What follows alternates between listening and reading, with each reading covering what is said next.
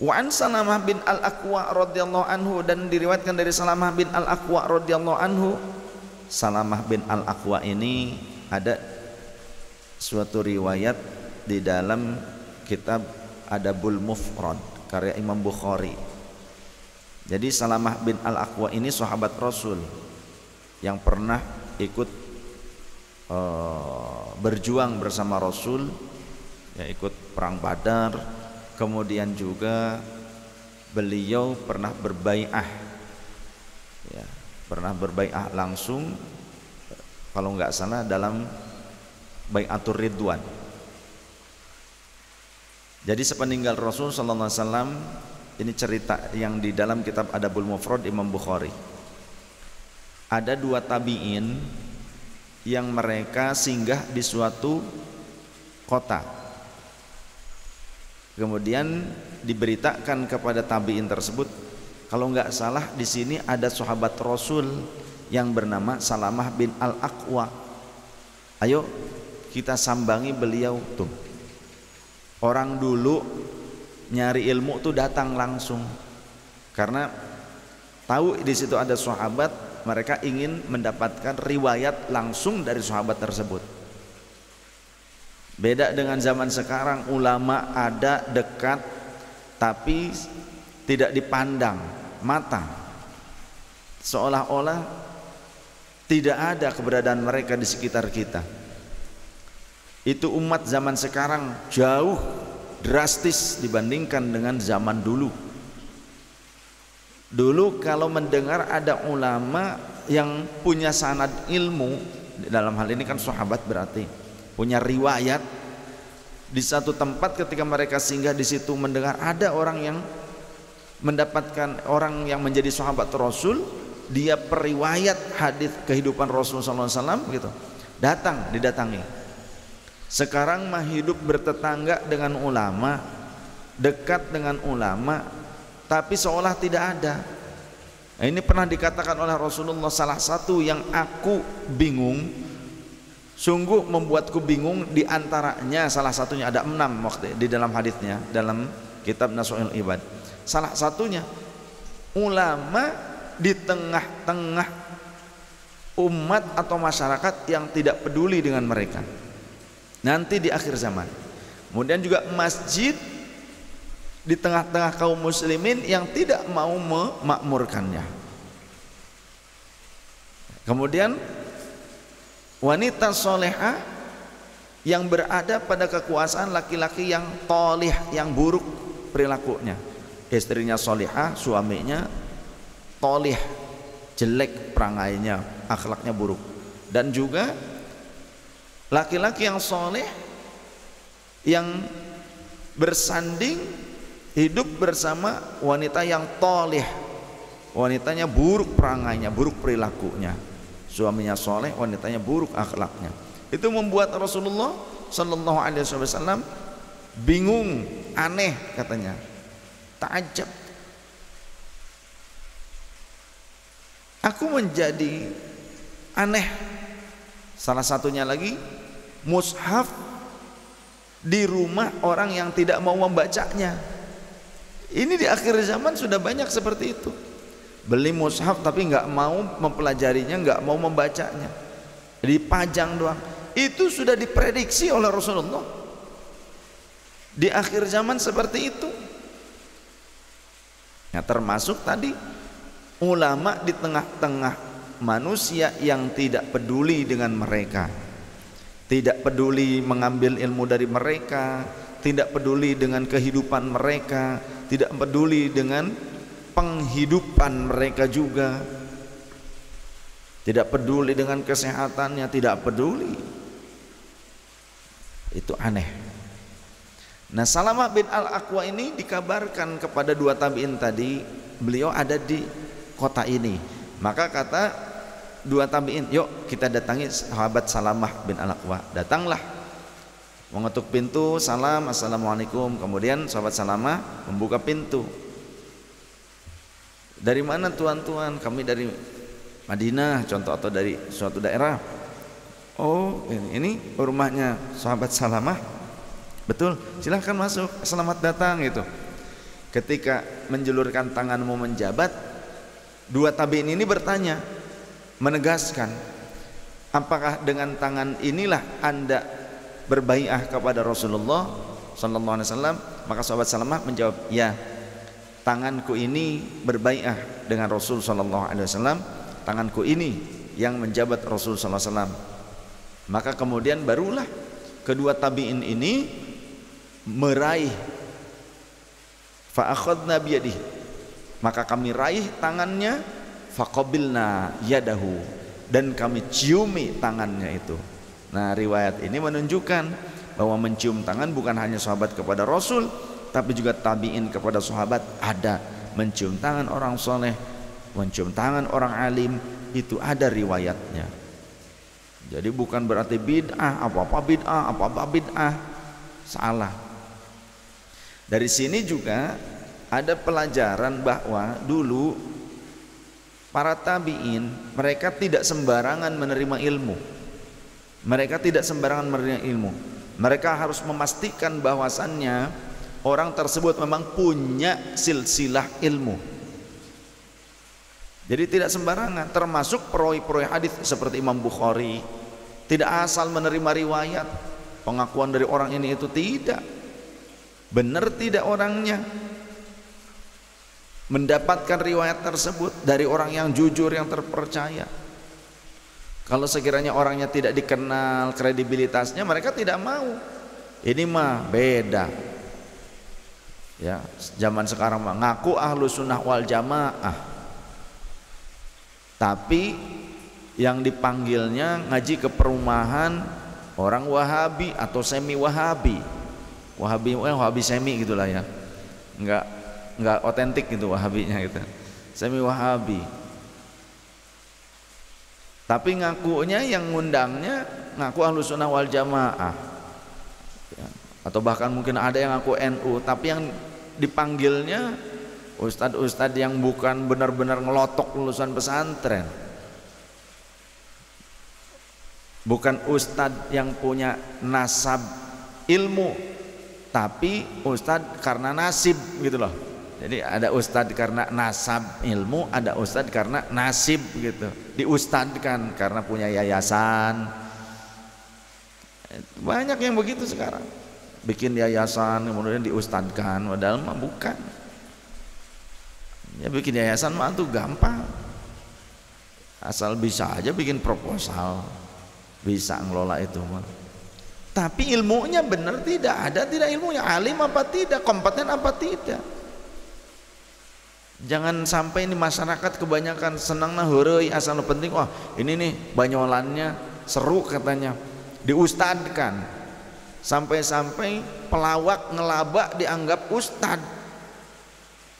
Ayo pelawak dianggap ustad, tapi nu beneran ustad, nu beneran guru, ulama tidak dipedulikan, tidak diambil ilmunya.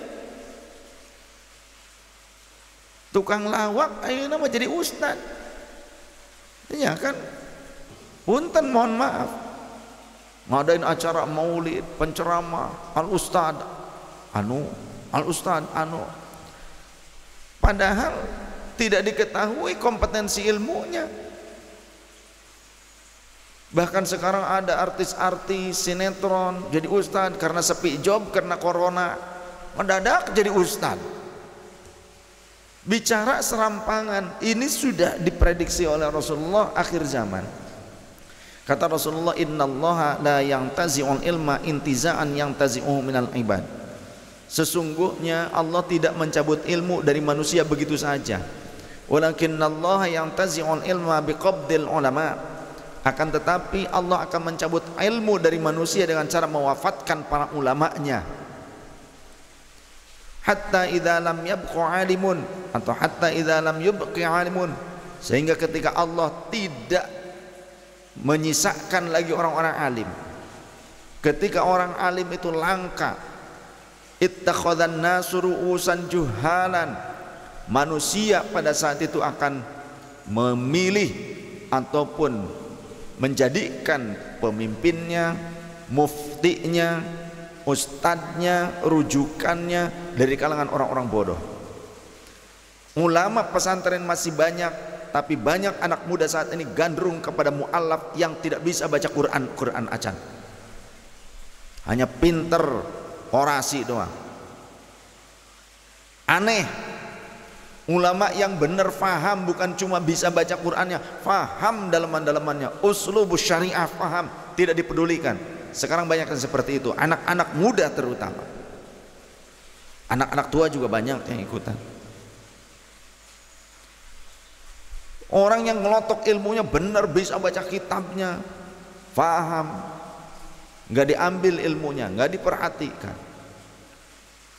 Tapi mu'allaf baru masuk Islam, mohon maaf bukan karena mu'allafnya, tapi ini tentang masalah merujuk sebuah ilmu agama, urusan agama, harus tahu dan memperhatikan dari mana amman ta'khudunahu, dari mana kalian mendapatkan atau meraih ilmu tersebut. Jangan serampangan, jangan asal-asalan. Raih ilmu dari sumbernya yang benar. Al ilmu bitta'allum, datang kepada sumber ilmu. Ini mah dekat dengan sumber ilmu, nggak peduli, nggak mau datang. Yang benar sumber ilmu seolah-olah tidak diketahui, seolah-olah dia tidak mengenalnya. Tapi orang yang bukan sumber ilmu yang kompeten, bukan sumur yang sumberannya benar gitu loh, sumur gabuk gitu, ditimbaan.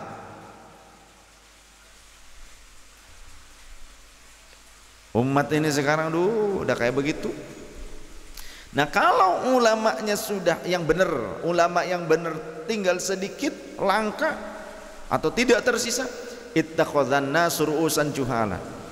Manusia akan menempatkan orang-orang bodoh sebagai pemimpinnya, sebagai rujukannya, sebagai ulamanya pada saat itu, sebagai ustadznya, sebagai muftinya pada saat itu. Jangankan ulama tinggal sedikit ataupun langka, sekarang ulama ada masih banyak pun umat sudah berani seperti itu. Maka terjadinya ekstremis, munculnya ekstremis karena mereka jauh dari ulama yang benar, punya sanad ilmu sampai Rasulullah. Maka beda sanad, beda ilmu, beda pendidikan, beda adab, beda hasilnya juga. Ada yang benar jadi orang soleh, ada yang malah jadi orang toleh. Ada yang jihad fisabilillah, ada yang ternyata jihad dalam terorisme, salah kaprah. Itu akibat jauh dari ulama yang memegang sanad ilmu. Nah, kalau sudah seperti itu bagaimana? Fasu'ilu fa'aftau bighairi ilmin, kata Rasul. Orang-orang seperti ini, orang-orang bodoh yang diulamakan, ketika ditanya akan menjawab tanpa landasan ilmu yang pasti, tanpa landasan ilmu yang tepat, tanpa kompetensi ilmu yang benar. Fadallu wa adallu, mereka akan sesat dan menyesatkan orang lain. Hati-hati, akan sesat menyesatkan orang lain. Hati-hati itu ya. Ini banyak sekarang seperti itu. Ulama yang benar gak mau didatangi, gak mau dijadikan rujukan, asal resep hore dijadikan rujukan, asal pinteng ngomong-ngomong orasi-orasi tanpa ilmiah yang tepat dijadikan rujukan. Rusak yang seperti itu. Wa an Salamah bin Al-Aqwa radhiyallahu anhu an rajulan akala 'inda Rasulillah sallallahu alaihi wasallam bishimalihi. Sesungguhnya seorang laki-laki dia makan di dekat Rasul sallallahu alaihi wasallam, ya, bersama Rasul, maksudnya inda Rasulillah di sini dekat dengan Rasul dan bersama Rasul. Bishimali, tapi makannya pakai tangan kiri. Faqala, maka Rasul berkata, kul biyaminika, makanlah dengan tangan kananmu. Ini penting ya, saya ulangi, kemarin saya ceritakan ada kalanya kita disuguhi makanan steak golep lah, steak biliar lah, steak apa, kan ada pisau, ada garpu. Seringkali pisau di tangan kanan, garpu di tangan kiri. Pisau di tangan kananmu, garpu di tangan kirimu. Nanti yang menyuapkan makanan itu tangan kiri pakai garpu, balikin. Kalau kata orang lain katrok, biarin kata orang lain, asal jangan kata Allah dan Rasulullah gitu. Kudu kuat keimanan orang.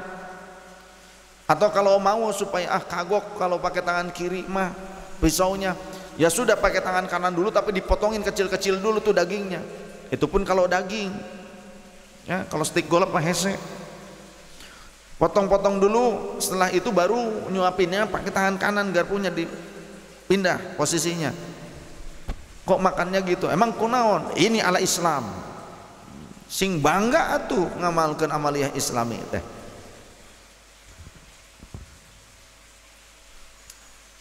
Makan di resepsi kita mah ngebelain jongkok daripada berdiri. Jongkok atau duduk di mana? Kok makannya gitu katanya, daripada sia nangtung kos onta gitu. Gitu tuman. Qala, ketika kata Rasul, kul biyaminika, makanlah dengan tangan kananmu. Qala, lelaki tersebut berkata, la astati'u, mohon maaf ya Rasul, aku tidak bisa. Qala, Rasulullah kemudian bertanya atau berkata, lastata'ta, tidak, istata'ta, kamu pasti bisa. Ma man'ahu illal kibru, yang menghalangi orang makan dengan tangan kanan adalah kesombongan. Tidak ada yang menghalangi orang makan dengan tangan kanan kecuali kesombongan. Fama rafa'aha ila fihi, akhirnya orang tersebut tidak dapat mengangkat tangannya ke mulutnya karena ternyata mungkin ada cedera. Nah, kalau cedera seperti itu tidak mengapa pakai tangan kiri. Ya, kelanjutannya karena tadinya Rasulullah tidak mengetahui orang tersebut ternyata tangannya tidak mampu sampai ke mulutnya. Yang akhirnya ketika melihat seperti itu ya Rasulullah juga membiarkan, memperkenankan orang itu pakai tangan kiri karena memang ada sebagian orang mungkin karena cedera tangannya patah, ketekuk jadinya nggak bisa nekuk ke sini untuk memasukkan makanan. Ada. Saya juga pernah mengenal orang itu, ada di Perumnas di sini di Blok J. Jadi makan tuh kalau makan bib punten bib sama kalau makan pakai tangan kiri ini dulu kecelakaan. Jadi seperti ini tuh bib katanya gitu. Gak bisa. Ya udah Pak, nggak apa-apa kata saya Pak. Punten ya bukan berarti apa-apa, mang saya tangan kanannya nggak bisa nekuk sampai ke mulut katanya.